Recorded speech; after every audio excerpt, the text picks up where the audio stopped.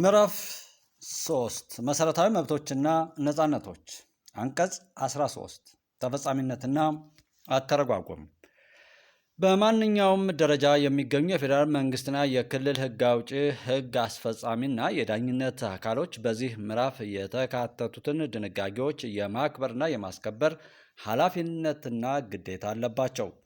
ሁለት በዚህ ምዕራፍ የተዘረዘሩት መሰረታዊ የመብቶችና የነፃነቶች ድንጋጌዎች ኢትዮጵያ ከተቀበለቻቸው ዓለም አቀፍ የሰብአዊ መብቶች ህግጋት፣ ዓለም አቀፍ የሰብአዊ ስምምነቶችና ዓለም አቀፍ ሰነዶች መርሆች ጋር በተጣጣመ መንገድ ይተረጎማል። ክፍል 1 ሰብአዊ መብቶች አንቀጽ 14 የህይወት የአካል ደህንነትና የነፃነት መብት ማንኛውም ሰው ሰብአዊ በመሆኑ የማይደፈርና የማይገሰስ በህይወት የመኖር የአካል ደህንነትና የነፃነት መብት አለው። አንቀጽ 15 የህይወት መብት ማንኛውም ሰው በህይወት የመኖር መብት አለው። ማንኛውም ሰው በህግ በተደነገገ ከባድ የወንጀል ቅጣት ካልሆነ በስተቀር ህይወቱን አያጣም። አንቀጽ 16 የአካል ደህንነት መብት ማንኛውም ሰው በአካሉ ላይ ጉዳት እንዳይደርስበት የመጠበቅ መብት አለው። አንቀጽ 17 የነፃነት መብት አንድ በህግ ከተደነገገው ስርዓት ውጪ ማንኛውም ሰው ወንድም ሆነ ሴት ነፃነቱን ወይም ነፃነቷን አያጣም፣ አታጣም። 2 ማንኛውም ሰው በህግ ከተደነገገው ስርዓት ውጪ ሊያዝ፣ ክስ ሳይቀርብበት ወይም ሳይፈረድበት ሊታሰር አይችልም። አንቀጽ 18 ኢሰብአዊ አያያዝ ስለመከልከሉ አንድ ማንኛውም ሰው ጭካኔ ከተሞላበት ኢሰብአዊ ከሆነ ወይም ክብሩን ከሚያዋርድ አያያዝ ወይም ቅጣት የመጠበቅ መብት አለው። 2 ማንኛውም ሰው በባርነት ወይም በግዴታ አገልጋይነት ሊያዝ አይችልም። ለማንኛውም ዓላማ በሰው የመነገድ ተግባር የተከለከለ ነው። 3 ማንኛውም ሰው በኃይል ተገዶ ወይም ግዴታ ለማሟላት ማንኛውንም ስራ እንዲሰራ ማድረግ የተከለከለ ነው። 4 በዚህ አንቀጽ ንዑስ አንቀጽ 3 በኃይል ተገዶ ወይም ግዴታን ለማሟላት የሚለው ሀረግ የሚከተሉትን ሁኔታዎችን አያካትትም። ሀ ማንኛውም እስረኛ በስርዓት ላይ ባለበት ጊዜ በህግ መሰረት እንዲሰራ የተወሰነውን ወይም በገደብ ከእስር በተለቀቀበት ጊዜ የሚሰራውን ማንኛውንም ስራ። ለማንኛውም ወታደራዊ አገልግሎት ለመስጠት ህሊናው የማይፈቅድለት ሰው በምትክ የሚሰጠውን አገልግሎት። ሐመርሃ የማህበረሰቡን ህይወት ወይም ደህንነት የሚያሰጋ የአስቸኳይ ጊዜ ሁኔታ ወይም የአደጋ በሚያጋጥምበት ጊዜ የሚሰጥ ማንኛውም አገልግሎት። በሚመለከተው ህዝብ ፈቃድ በአካባቢው የሚፈጸመውን ማንኛውንም ኢኮኖሚያዊና ማህበራዊ የልማት ስራ በሚመለከት አያካትትም። አንቀጽ 19 የተያዙ ሰዎች መብት 1 ወንጀል ፈጽመዋል በመባል የተያዙ ሰዎች የቀረበባቸው ክስና ምክንያቶቹ በዝርዝር ወዲያውኑ በሚገባቸው ቋንቋ እንዲነገራቸው መብት አላቸው። 2 የተያዙ ሰዎች ላለመናገር መብት አላቸው። የሚሰጡት ማንኛውም ቃል ፍርድ ቤት በማስረጃነት ሊቀርብባቸው እንደሚችል መረዳት በሚችሉት ቋንቋ እንደተያዙ ወዲያውኑ ማስገንዘቢያ እንዲሰጣቸው መብት አላቸው።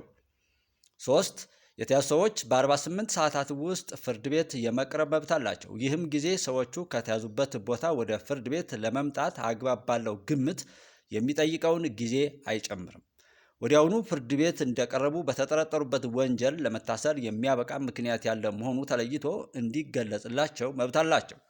4 የያዛቸው የፖሊስ መኮንን ወይም የህግ አስከባሪ በጊዜው ገደብ ፍርድ ቤት በማቅረብ የተያዙበትን ምክንያት ካላስረዳ ፍርድ ቤቱ የአካል ነፃነታቸውን እንዲያስከብርላቸው የመጠየቅ ሊጣስ የማይችል መብት አላቸው። ሆኖም ፍትህ እንዳይጓደል ሁኔታው የሚጠይቅ ከሆነ ፍርድ ቤቱ የተያዘው ሰው በጥበቃ ስር እንዲቆይ ለማዘዝ ወይም ምርመራ ለማካሄድ ተጨማሪ የምርመራ ጊዜ ሲጠይቅ አስፈላጊ በሆነ መጠን ብቻ ሊፈቅድ ይችላል።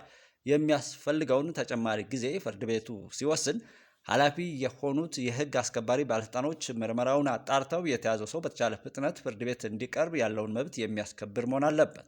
5 የተያዙ ሰዎች በራሳቸው ላይ በማስረጃነት ሊቀርብ የሚችል የእምነት ቃል እንዲሰጡ ወይም ማንኛውንም ማስረጃ እንዲያምኑ አይገደዱም። በማስገደድ የተገኘ ማስረጃ ተቀባይነት አይኖረውም።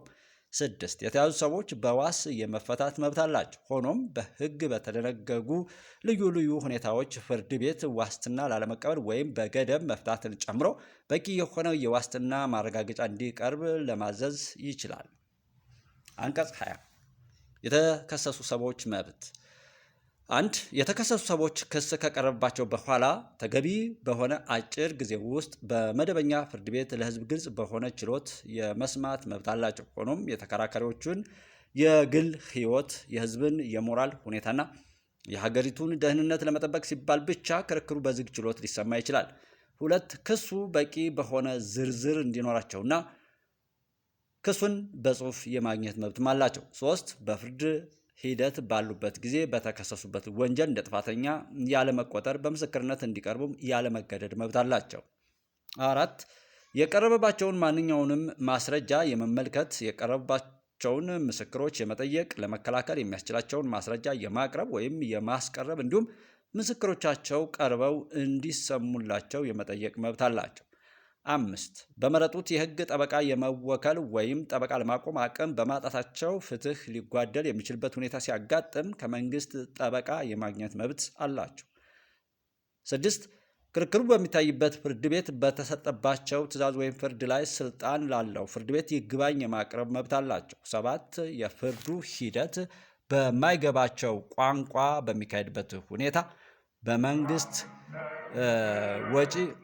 በመንግስት ወጪ ክርክሩ እንዲተረጉምላቸው የመጠየቅ መብትም አላቸው።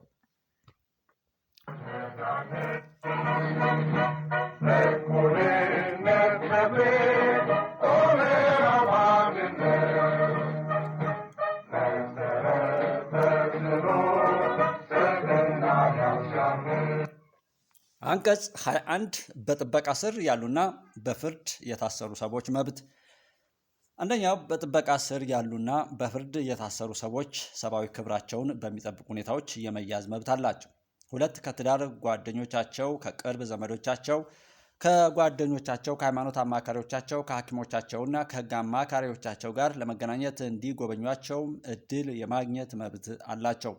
አንቀጽ 22 የወንጀል ህግ ወደ ኋላ ተመልሶ የማይሰራ ስለመሆኑ አንድ ማንኛውም ሰው የወንጀል ክስ ሲቀርብበት የተከሰሰበት ድርጊት በተፈጸመበት ጊዜ ድርጊቱን መፈጸሙ ወይም አለመፈጸሙ ወንጀል መሆኑ በህግ የተደነገገ ካልሆነ በስተቀር ሊቀጣ አይችልም።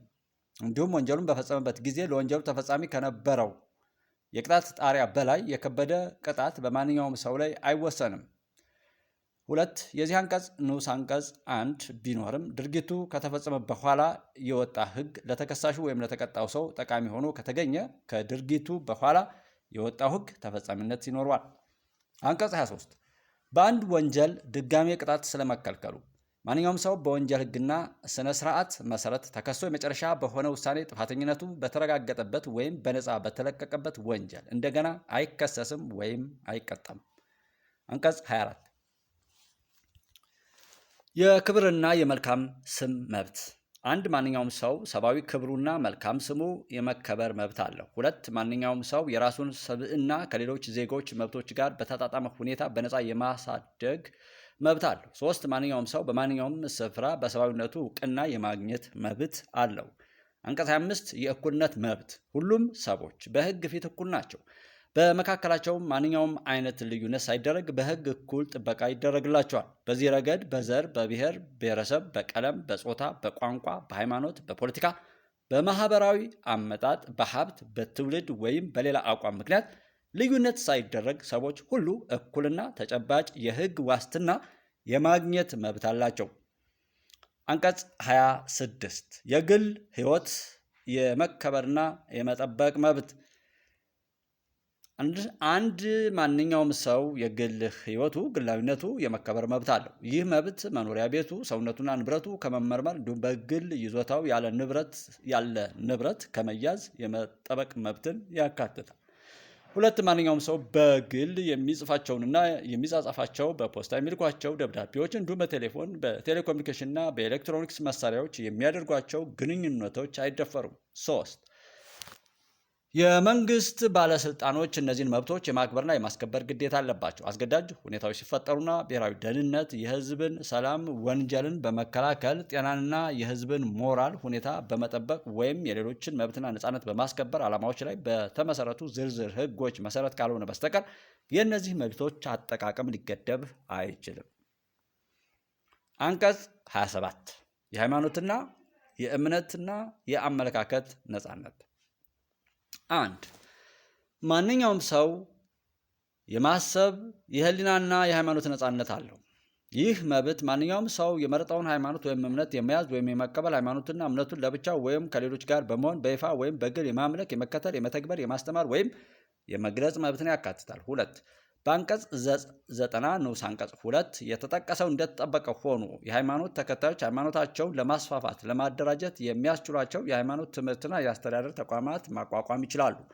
3. ማንኛውም ሰው የሚፈልገውን እምነት ለመያዝ ያለውን ነፃነት በኃይል ወይም በሌላ ሁኔታ በማስገደድ መገደብ ወይም መከልከል አይቻልም። 4. ወላጆችና ህጋዊ ሞግዚቶች በእምነታቸው መሰረት የሃይማኖታቸውንና የመልካም ስነ ምግባር ትምህርት በመስጠት ልጆቻቸውን የማሳደግ መብት አላቸው። 5. ሃይማኖትና እምነትን የመግለጽ መብት ሊገደብ የሚችለው የህዝብን ደህንነት፣ ሰላምን፣ ጤናን፣ ትምህርትን፣ የህዝብን የሞራል ሁኔታ፣ የሌሎች ዜጎችን መሰረታዊ መብቶች፣ ነፃነቶችና መንግስት ከሃይማኖት ነፃ መሆኑን ለማረጋገጥ በሚወጡ ህጎች ይሆናል። አንቀጽ 28 በስብዕና ስለሚፈጸሙ ወንጀሎች 1. ኢትዮጵያ ባጸደቀቻቸው ዓለም አቀፍ ስምምነቶችና በሌሎች የኢትዮጵያ ህጎች በሰው ልጅ ላይ የተፈጸሙ ወንጀሎች ተብለው የተወሰኑትን ወንጀሎች የሰው ዘር የማጥፋት፣ ያለ ፍርድ የሞት ቅጣት እርምጃ የመውሰድ፣ በአስገዳጅ ሰውን የመሰወር ወይም ኢሰብአዊ የድብደባ ድርጊቶችን በፈጸሙ ሰዎች ላይ ክስ ማቅረብ በይርጋ አይታገድም። በህግ አውጪው ክፍልም ሆነ በማንኛውም የመንግስት አካል ውሳኔዎች በምህረት ወይም በይቅርታ አይታለፉም።